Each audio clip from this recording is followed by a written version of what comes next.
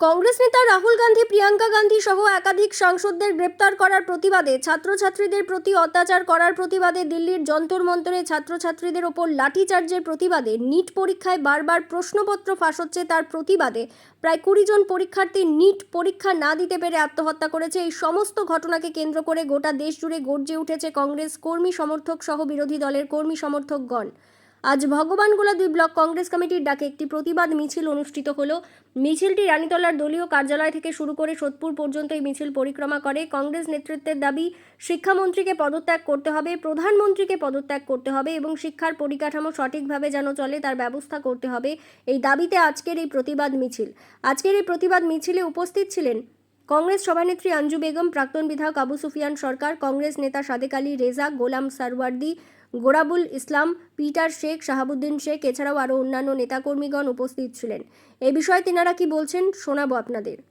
এই ভিডিওটি যারা দেখছেন ভিডিওটি শেয়ার করবেন, চ্যানেলটি লাইক করবেন আর সাবস্ক্রাইব করবেন। আই লাভ মাই ইন্ডিয়া, মেরা ভারত মহান। রানীতলা থেকে আজিমুদ্দিন শেখের রিপোর্ট, আখেরিগঞ্জ নিউজ। সারা ভারতবর্ষে 14 সালের পর বর্তমান নরেন্দ্র মোদী সরকারের আমলে নেট পরীক্ষার সহ নিত্য প্রয়োজনীয় জিনিসপত্র এবং দুর্নীতি, সর্বোপরি আদানি আম্বানিকে নিয়ে সরকার চালানো এবং এই আন্দোলন দীর্ঘদিন থেকে ক্ষোভের দানা বাঁধছিল। রাহুল গান্ধী আমাদের সর্বভারতীয় নেতা যতক্ষণই কথা বলতে গেছেন, প্রতিবাদ করতে গেছেন, তাকে অন্যভাবে কেসে ফাঁসিয়ে চেষ্টা করেছেন, কিন্তু মহামান্য আদালত নিরাপরাধ ভেবে প্রতিবারই তাকে নিরাপদ ঘোষণা করেছে। গত বেশ কয়েকদিন থেকে এই যে নেট পরীক্ষা সর্বভারতীয় 152টা প্রশ্নপত্র আপনারা দেখেছেন, আমরাও দেখেছি যে 152টা প্রশ্নপত্র ফাঁস হয়েছে। ছাত্র যুবদের পক্ষ থেকে আন্দোলন শান্তিপূর্ণ। কালকে দিল্লির রাজপথে অকস্মাৎ পুলিশ দ্বারা প্রিয়াঙ্কা গান্ধী এবং রাহুল গান্ধীকে হেনস্থা করা এবং গ্রেপ্তার করা, তারই প্রতিবাদে আমাদের মাননীয় সর্বভারতীয় নেতা, জাতীয় কংগ্রেস ওয়ার্কিং কমিটির সদস্য শ্রী অধীর রঞ্জন চৌধুরী মহাশয় আজকে মুর্শিদাবাদে প্রত্যেকটা ব্লকে 5টার সময় এই বিক্ষোভ কর্মসূচি, প্রতিবাদ কর্মসূচি পালন করার জন্য আহ্বান করেছেন। তারই অঙ্গ হিসেবে আজকে আমাদের ভাওলা 2 নম্বর ব্লক কংগ্রেস আঞ্জু বেগম সভাপতির পক্ষ থেকে আজকে এই প্রতিবাদ মিছিল সংগঠিত হয়েছে। কি চাইছেন আপনারা? আমরা চাইছি যে এই বিশেষ করে এই সরকারের, নরেন্দ্র মোদী সরকারের পদত্যাগ, জনবিচ্ছিন্ন হয়ে গেছে সাম্প্রদায়িক শক্তি, ধর্মের বিভেদ সৃষ্টি করা এবং নিত্য প্রয়োজনীয় জিনিসপত্র, বিশেষ করে পেট্রোল, ডিজেল, গ্যাস, খাদ্যদ্রব্য এবং যেটা মানুষের ভারতবর্ষের যেটা সর্বোচ্চ পরীক্ষা নেট পরীক্ষা, সে পরীক্ষা তো আজকে আমরা কখনো দেখিনি কংগ্রেসের আমলে, স্বাধীনতার পর, যে এই এত বড় স্ক্যাম। আমরা চাইছি প্রায় 20 জন ইতিমধ্যে, প্রায় 20 জন আর ইতিমধ্যেই তারা আত্মহত্যা করেছেন, তারা শহীদ হয়েছেন এবং একটা আছে যে শহীদের রক্ত হবে না কেউ ব্যর্থ, তার আলামত একটু পাওয়া গেছে।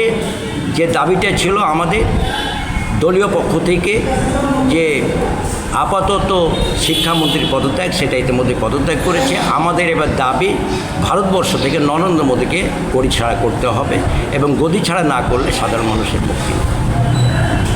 আপনার নাম এবং পরিচয়? আমার নাম সাদেক আলী রেজা, আমি মুর্শিদাবাদ জেলা কংগ্রেস কমিটির সদস্য।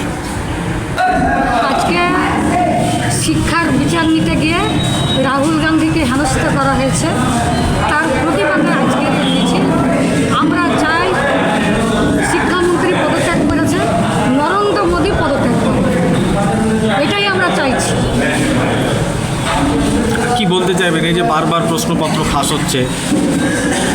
আজকে ভারতবর্ষে রাহুল গান্ধীজি যেভাবে যুবক এবং ছাত্র ছেলেমেয়েদের প্রতি এত নজর রাখছেন, উনি কি ভারতবর্ষের ছেলেমেয়েরা শিক্ষিত হোক, সমাজ গড়ে তুলুক, তারপর বিজ্ঞান, ভাষা, তারপর বিদেশি ভাষা, মাতৃভাষা, সবটার ওপরই তিনি গুরুত্ব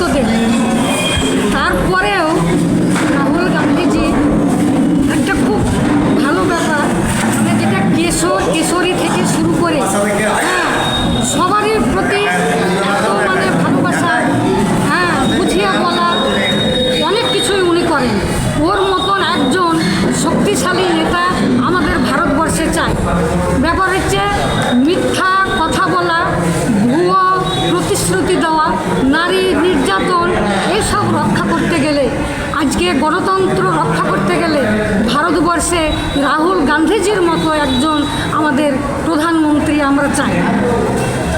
আপনার নাম এবং পরিচয়? আমার নাম হচ্ছে আঞ্জু বেগম, ব্লক কংগ্রেস সভাপতি। আপনারা প্রত্যেকেই জানেন গতকাল দিল্লিতে প্রধানমন্ত্রীর বাসভবনের সামনে রাহুল গান্ধী, প্রিয়াঙ্কা গান্ধীর নেতৃত্বে নিট প্রশ্নপত্র ফাঁসের প্রতিবাদে সেখানে তারা প্রতিবাদ জানাতে গেছিলেন, যার ফলে সেখানে শান্তিপূর্ণ অবরোধ, শান্তিপূর্ণ আন্দোলনে পুলিশ অন্যায়ভাবে রাহুল গান্ধীকে গ্রেপ্তার করে, চ্যাংদোলা করে তুলে নিয়ে যায়। যা স্বাভাবিক ছিল না সেটা, কিন্তু সেটা ঘটেছে। সারা ভারতবর্ষ উত্তাল হয়েছে। আমরা দেখেছি লখনৌ, পাটনা থেকে শুরু করে দিল্লি, বিভিন্ন জায়গায়, মুম্বাই থেকে শুরু করে সারা ভারতবর্ষে আন্দোলন ছড়িয়ে পড়েছে।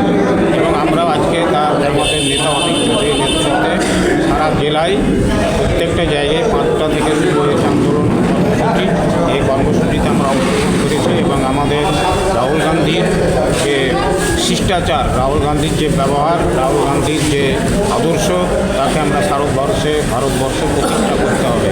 এবং এমন একজন নরেন্দ্র মোদীর জায়গায় এমন একজন প্রধানমন্ত্রী দরকার যা গণতান্ত্রিক পদ্ধতিতে দেশ চলবে। এটা সাধারণ মানুষেরা প্রতিবাদ করছেন, আজকে জবাব চাইছেন যে কেন নিট প্রশ্ন ফাঁস হলো, কেন আজকে গ্যাসের দাম বাড়ছে, কেন আজকে পেট্রোল মোবাইলের দাম বাড়ছে, কেন আজকে অবিস্মরণীয়ভাবে শিখ এবং বিভিন্ন কৃষকরা দিল্লিতে অবরোধ করতে চলে আসছে এবং সারা ভারতবর্ষ থেকে আজকে ট্রাক্টরে করে সেখানে এসে অবরোধ তৈরি করে ফেলেছে। এই সমস্ত কারণে অবরোধ এবং সমস্ত কারণে রাহুল গান্ধী সেদিন গতকাল তিনি প্রতিবাদ করতে গেছিলেন। সেই প্রতিবাদের সময় তাকে গ্রেপ্তার করা হয় এবং সেই গ্রেপ্তারের ঢেউ আজকে সারা ভারতবর্ষে উপচে পড়েছে এবং আপনারা দেখতে পাচ্ছেন যে আন্দোলন একের পর এক সংগঠিত হচ্ছে, আর থেমে থাকবে না কেউ। ইতিমধ্যে আমরা দেখেছি ধর্মেন্দ্র প্রধান পদত্যাগ করেছেন। এই পদত্যাগ নিছকই পদত্যাগ, আমরা এই পদত্যাগকে আমরা মানি না।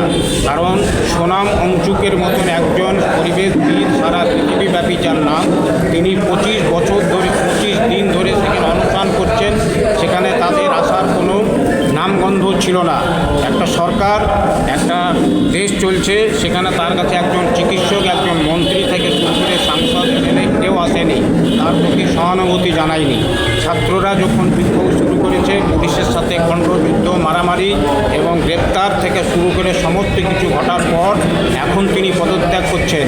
এই পদত্যাগের দায়িত্ব কে নেবে? যারা নিট প্রশ্নপত্রে পরীক্ষা দিতে পারেনি, তারা অনেকে আত্মহত্যা করেছে, তার দায়িত্ব কে নেবে? গতকালও একজন পদত্যাগ করে মারা গেছে, তার দায়িত্ব কে নেবে? এই সমস্ত হিসাব নিকাশ করে সেখান থেকে আন্দোলনকারীরা কিছুতেই উঠছে না এবং আরও আন্দোলন তীব্র হয়েছে।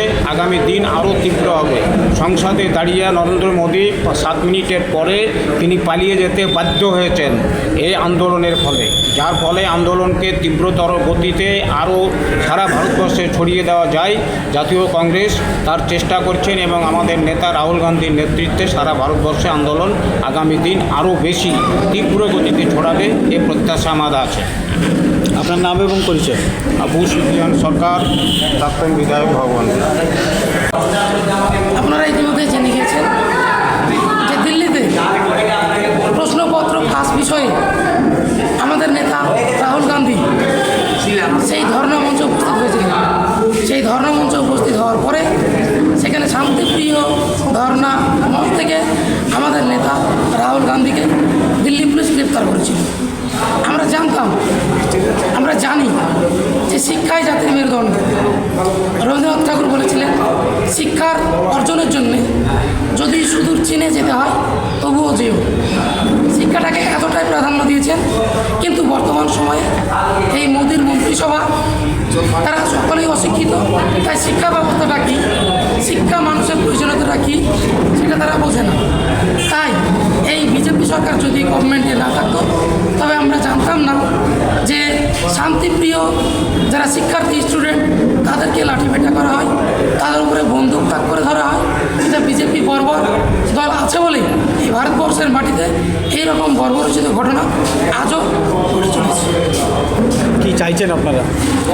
আমরা চাইছি এই অপদার্থ শিক্ষামন্ত্রী পদত্যাগ এবং প্রধানমন্ত্রী যে দেশ চালাতে ব্যর্থ, আমরা চাইব তিনি অবিলম্বে পদত্যাগ করুন, ভারতবর্ষের মানুষকে পরিত্রাণ দিন। ভারতবর্ষ মানুষ চাইছে একজন শিক্ষিত যে বেকারের মনের কথা বুঝে শ্রী রাহুল গান্ধীকে প্রধানমন্ত্রী হিসেবে দেখতে আগামী দিনে। আপনাদের মিছিল কোথা থেকে শুরু হয়েছিল আর কোথা পর্যন্ত চললো? আমাদের মিছিল রানীতলা ব্লক কংগ্রেস কার্যালয় থেকে শুরু হয়েছিল এবং মেহেদিপুর বাদপুর থেকে ঘুরে আবারও রানীতলা কংগ্রেস কার্যালয় আমাদের মিছিল শেষ হয়েছে। কত মানুষের জমায়েত ছিল আজকে? প্রায় 500। আপনার নাম এবং পরিচয়? আমার নাম মোহাম্মদ সাহাবুদ্দিন, বালিকা মঞ্চ কংগ্রেস সভাপতি।